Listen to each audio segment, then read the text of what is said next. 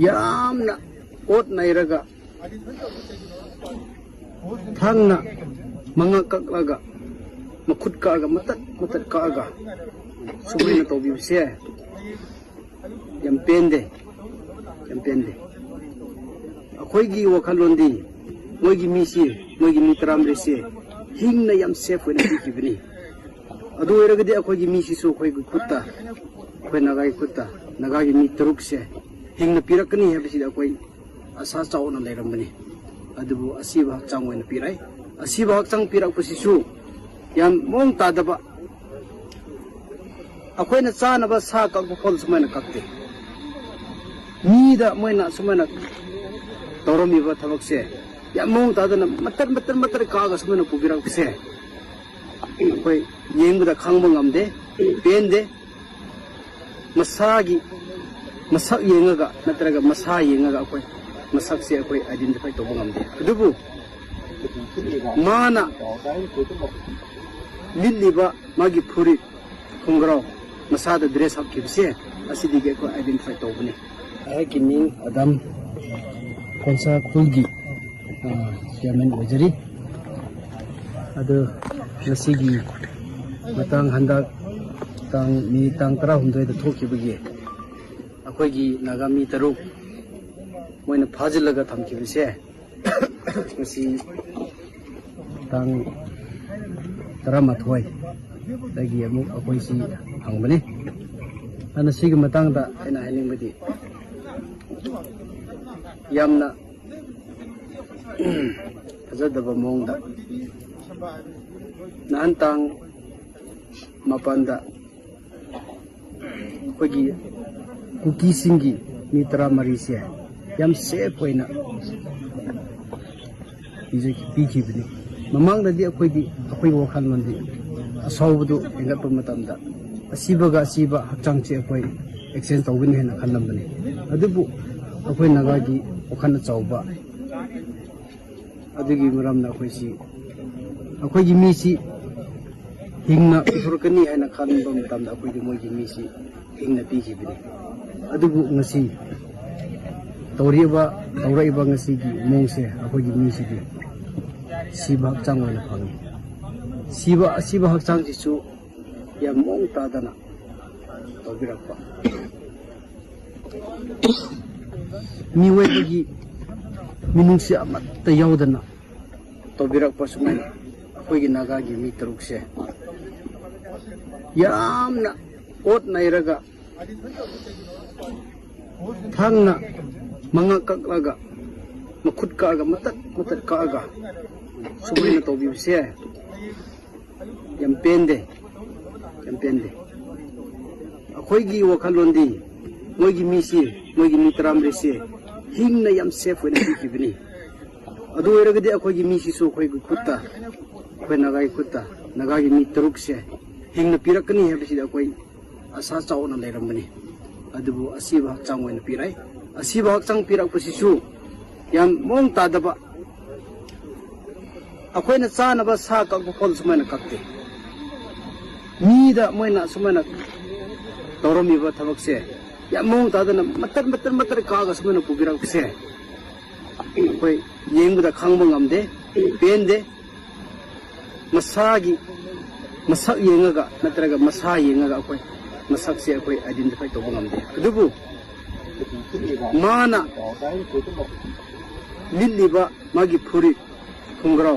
मसादा dress up किबसे असिदिगे अखोइ आइडेंटिफाई तौबनी मरमदि मसादिगे अखोइ मsak yengaga अखोइ आइडेंटिफाई तौबा ngamde मरमदि पृथ्वीदा चन्नदबा पृथ्वीगी मन अमतसु तौरमदबा तौखिदबा थौसे मतर का खरबनिना मसाकतगिदे अखोइ करीसु अखोइ आइडेंटिफाई तौबा ngamde मsak खंबा ngamde अदुबु माहकना लिलिबा सेलिबा खुंग्राव फिरोंदगी अखोइसे आइडेंटिफाई ती अखोइगी नागासी मी तरुकसे ngasidigdi अखोइ चिनाव मी तरुकसे मोइगी ड्रेस लगे अखोइगी मी तरुकसे आइडेंटिफाई तौरे हैबसिदि मिदागी थंगसु आजनिबुनि अदुना मखोइना तौरिबा थबकसे उबा मतमदा आइसी नुपाने अदुबु येंबा मतमदा येंबा ngamde khangba ngamde सुपेन पेन माकी इमुंग इमुंग मनु तुपी अंगांग सिन उरगदी सिगुमा थमोय से पुबो कनाम तंग पुकी सिंग से थमोय दा मोगी मी ओखन अमत चेंदे अदुना सी कनाना हातपनो कदाई दिगी पुरापनो कमायना तोखिबनो कदाई दिगी पुरापनो कनाना हातपनो हायबसिदी याम थुबो मतम दा सिगी सिदी सिदो त्रगदी सिदे को सुंया यारोय हायबसिदी मिराय फंग हायजनी अभी से मकू कुंबलोई फंगदे ना तायरो कया फंगे कया वाले मको सिदी सोनदी लये सोन लये अदुबु हुजिकी मागी मसादा मत का अबनेना अखोइनदी लोइनमक्ते सुन फांगी फांगदे हाइबा ngamdre मरमदी मत लेरबनिना अखोइनसु येंबा ngamदे अखोइना मोइगी मसासे कमन लेबसु अखोइ येंबा ngamदे अदुना अखोइगी मितरुसिदी आम तमथीना हटपिखिबा याम तमथीना तोबिखिबा हटप मतमदा मोइसे नुपा ओइरदी लान्ने हेरगदी नोमाइना तोक कापथोपिबो ओइरगदी अदुगिदुन अमु येंगदा खरा केना तो अदुबु यामना करेगनी यामना ओट नाइरगा हप्पी किबा थांगना पाइरे हेरगा मत कौपीरगा सुमेन कौबी किबसे मोइ चागेना कइबरा सुपेन पेंदे सिगुम थबक्सी अको सुपेन पेंदे सुये यानिंदे हाइबसिदी अकोइ मीडिया तोंदा हाइनिंगे अदुना यम थुबा मतमदा कदाइदिगी फंगना कदाइदिगी पुरा खिबनो कनाना पुरा खिबनो कनाना हतनो हाइबसे यम थुबा मतमदा गवर्नमेंट असिना स्टेट गवर्नमेंट असिना यम थुबा मतमदा निहत अदो उथोपियो हाइबसिदी मिदाइगी थोंदा हना हाइजबनी जी बॉडी से एक्सेप्ट तो दुरान नुकसान दुरा कमाई तो कोई बॉडी से कोई एक्सेप्ट तो रोय मरामदी अखोइना एक्सपेक्ट तो बुदी मखोइगी मी तरामरी से यम सेफ होइना अखोइ पीखिबने अदु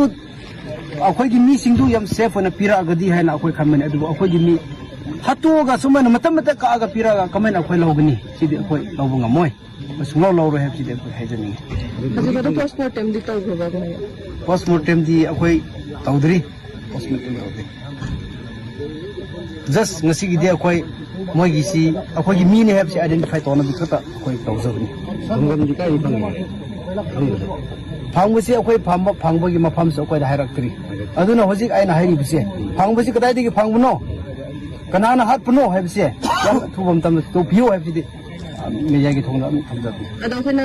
उगुना तमदा साइकी पुलिस की स्टेटमेंट की मतु में नदैलोन भाई की एरिया द गिफ्ट फंगबने हाइबगी दुगी स्टेटमेंट नमस थोक्रे दन मांगदा अदो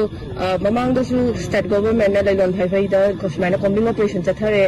मिसिंग ओइबा हजिके नागा की हॉस्टल सिंजिकी कॉम्बिंग ऑपरेशन चथरे हाबो वखन जथंगी बलेरे अदुगा 110 दा मुग नदैलोन भाई की एरिया द गिफ्ट फंगबने हाइबस करी है सिगिसिदि अखोइगी अखोइदा पुलिसना कॉम्बिंग चले खोले हैबदि अखोइसु अदुम तादि ताई चतप्रा चतब्रा हैबदि अखोइगी मिन उदबनि नको अदुदि अखोइसु हाइबा ngamoi aduna sidigi phangi हैबदि एविडेंस प्रूफ सिदि अखोइदा अमता होजि फाउदि ऑब्जेक्ट ऑफ बिदि खंजु खंद्रि